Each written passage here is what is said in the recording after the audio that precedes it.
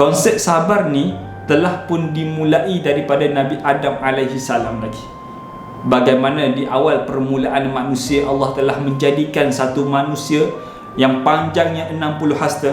Bila mana Allah Subhanahu wa taala menyediakan, sebelum tu Allah memerintahkan wahai malaikat turun ke bumi, ambil satu tanah yang agak basah.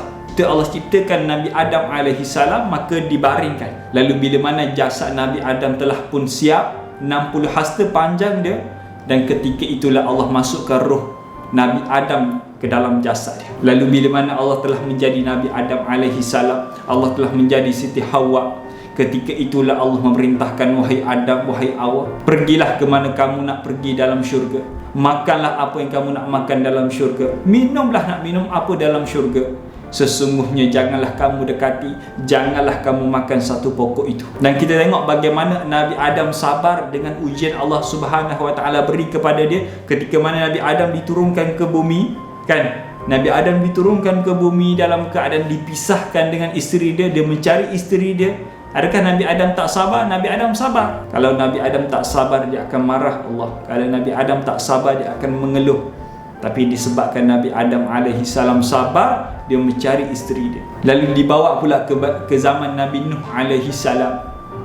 Zaman Nabi Nuh alaihi salam, kita tengok bagaimana Allah uji Nabi Nuh. Allah uji Nabi Nuh dengan satu ujian yang sangat berat. Bayangkan umur Nabi Nuh 900 tahun lebih.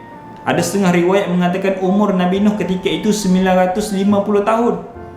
Sepanjang hidup Nabi Nuh alaihi salam, pengikutnya ataupun pengikut yang mengikuti ajaran Nabi Nuh tak sampai 100 orang pun. Dalam otak fikiran kita tak boleh nak bayangkan macam mana ujian Allah bagi kepada Nabi Nuh. Hidup 900 tahun lebih, tapi ujian Allah bagi pengikutnya hanyalah tak sampai 100 orang. Yang lebih teruk lagi adalah anak dan isteri Nabi Nuh alaihi salam tak mau ikut dia. Kita tengok macam mana berlaku dalam bila mana Nabi Nuh siapkan satu kapal, ingat tak? Maka bila mana Nabi Nuh alaihi salam buat bahtera dia, kan? Buat bahtera dan sebagainya, ketika itulah Allah telah pun turunkan hujan. Maka Nabi Nuh memanggil isteri, naiklah ke atas, sesungguhnya Allah tidak akan menyelamatkan mana-mana manusia yang tidak akan ada di atas bahtera itu. Mana dia manusia yang bukan berada di atas bahtera itu, maka kesemuanya akan dibinasakan oleh Allah. Tapi jawab anak Nabi Nuh alaihi salam, tak apa ayah, aku akan berenang ke hujung gunung sana, sesungguhnya gunung sana sangatlah tinggi, mustahil air akan sampai ke gunung itu. Tapi bila mana hujan terlalu sangat lebat, maka matilah anak dan isteri Nabi Nuh alaihi salam. Kita tengok pula apa yang berlaku kepada zaman Nabi Ibrahim alaihi salam. Nabi Ibrahim alaihi salam diuji dengan Allah Subhanahu wa taala dengan tidak ada zuriat. Ingat, bila mana, cuba kita bayangkan kehidupan Nabi Ibrahim alaihi salam yang dia ni kena menyampaikan dakwah, kena ajak manusia ke dalam kebaikan. Dalam keadaan Nabi Ibrahim tidak dikurniakan zuriat, apa pandangan masyarakat ketika itu? Wahai Ibrahim, kamu nak menasihati kami. Wahai Ibrahim, kamu nak buat kami buat itu. Wahai Ibrahim, kamu nak sebarkan kebaikan, sedangkan kamu tidak ada anak. Wahai Ibrahim. Dalam keadaan Nabi Ibrahim hanya sabar dan meneruskan apa yang diperintahkan oleh Allah Subhanahu wa taala, itu menyampaikan dakwah, menyampaikan ajaran Islam kepada masyarakat. Dan terlebihnya lagi lah bila mana kita tengok kisah seorang Nabi yang mana diuji oleh Allah Subhanahu wa taala. Bayangkan Nabi ini Allah uji dengan satu ujian yang sangat berat.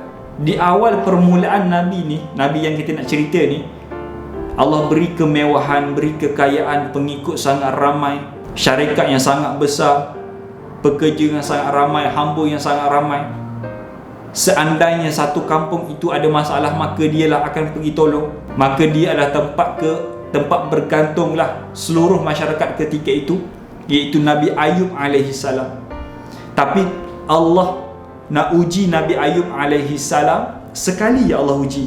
Yang mana uji Allah bagi kepada Nabi Ayub menyebabkan Nabi Ayub jatuh bankrupt. jatuh miskin Nabi Ayub alaihi salam. Tak cukup dengan itu, Allah bagi kepada Nabi Ayub satu ujian lagi, yang mana ujian yang berbentuk penyakit. Khilaf para ulama penyakit tu macam mana, tapi penyakitlah Allah bagi kepada Nabi Ayub. Tak cukup dengan itu, Allah uji Nabi Ayub dengan kematian anak-anak yang sangat ramai, kesemuanya mati. Dan tak cukup dengan itu, Nabi Ayub juga diuji. Nabi Ayub kahwin ramai, Allah uji kesemua isteri-isteri Nabi Ayub melarikan diri. Tinggal seorang isteri Nabi Ayub sahaja yang setia dengan dia. Isteri inilah yang merawat Nabi Ayub alaihi salam. Isteri inilah yang menjaga Nabi Ayub alaihi salam. Dan isteri inilah yang korbankan diri dia semata-mata nak melihat suami dia sihat balik. Dan kita tengok apa hasil daripada ujian Allah bagi kepada Nabi Ayub. Disebabkan Nabi Ayub sabar dengan ujian Allah bagi, Allah beri pula kepada Nabi Ayub satu kemewahan yang luar biasa. Berlipat kali ganda lagi kemewahan, berlipat kali ganda lagi kekayaan, disebabkan kesabaran, sabar menempuhi ujian Allah Subhanahu wa taala.